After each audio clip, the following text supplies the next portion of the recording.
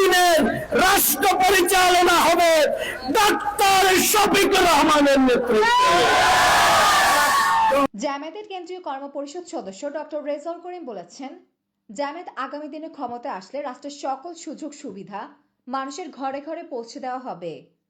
শুক্রবার 31 অক্টোবর বিকেলে পৌর 9 ও 12 নং ওয়ার্ড জামায়াতের যৌথ আয়োজনে শহরের মিয়া রাস্তার মাথা এলাকায় পথসভায় তিনি মন্তব্য করেন। ডক্টর রেজাউল করিম বলেন, আমরা শাসক বা ক্ষমতাবান হতে চাই না, আমরা এই দেশের মানুষের সেবক হয়ে সেবা করতে চাই। তাই চাঁদাবাজ সন্ত্রাস লুণ্ঠনমুক্ত আধুনিক ন্যায় ও ইনসাফ ভিত্তিক সমাজ প্রতিষ্ঠায় দাঁড়িপাল্লায় ভোট দিয়ে বিজয় করার আহ্বান জানাচ্ছি।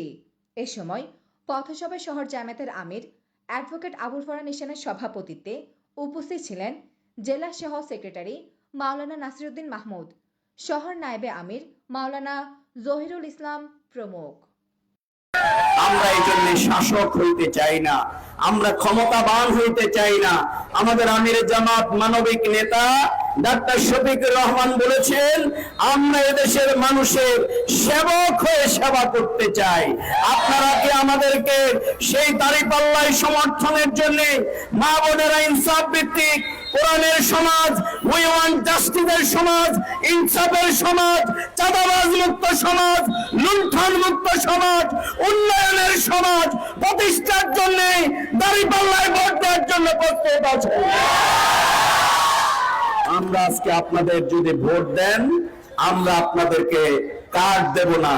ওমরের মতো রাষ্ট্রের যত সুবিধা আছে আল্লাহর কসম আমরা কাঁধে করে আপনাদের বাড়িতে পৌঁছায় দেব ইনশাআল্লাহ।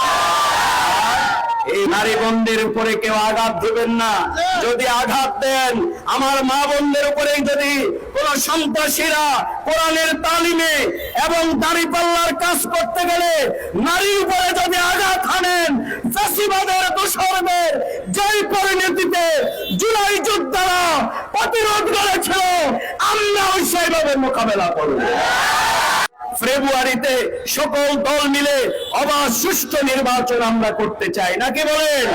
এই জন্য আমরা মারামারি চাই না, হানাহানিকা চাই না, আমরা একে অন্যের উপর আক্রমণ চাই না। সহনশীলতার রাজনীতির ভিত্তিতে এই লক্ষ্মীপুর সন্ত্রাসের নগরী ছিল, এই তিলক থেকে আমরা এটাকে মুক্ত করতে চাই, নাকি বলেন? আপনারা কি সেটি চান? তাহলে আসুন আমরা কোরআনের ছায়াতলে শামিল হই, রাসূল করিম সাল্লাল্লাহু আলাইহি সাল্লামের আদর্শকে ধারণ করি। কোরআনের সমাজ যদি প্রতিষ্ঠিত হয়, এই চন্দ্র সূর্য আলো বাতাস যেরকম সবাইকে সমান সুবিধা দেয়, আল্লাহর কোরআনের বিধান প্রতিষ্ঠিত হলে হিন্দু বৌদ্ধ খ্রিস্টান সবাই কিন্তু শান্তিতে থাকতে পারবে।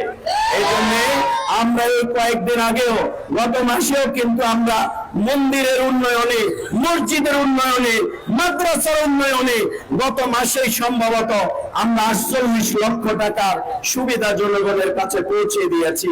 এই জন্য আপনারা যদি আমাদের সাথে থাকেন, আমাদের জন্য দোয়া করেন, আপনারা যদি কোরআনের পক্ষে, ইনসাফের পক্ষে থাকেন, তাহলে ইনশাআল্লাহ আগামী দিনের রাষ্ট্র পরিচালনা হবে ডাক্তার শফিকুর রহমানের নেতৃত্বে। উন্নত, মানবিক, শ্রেষ্ঠ রাষ্ট্রনায়ক বানানোর জন্য আপনারা কি দাঁড়িপাল্লায় সমর্থন দেওয়ার জন্য প্রস্তুত আছেন কিনা? সবাইকে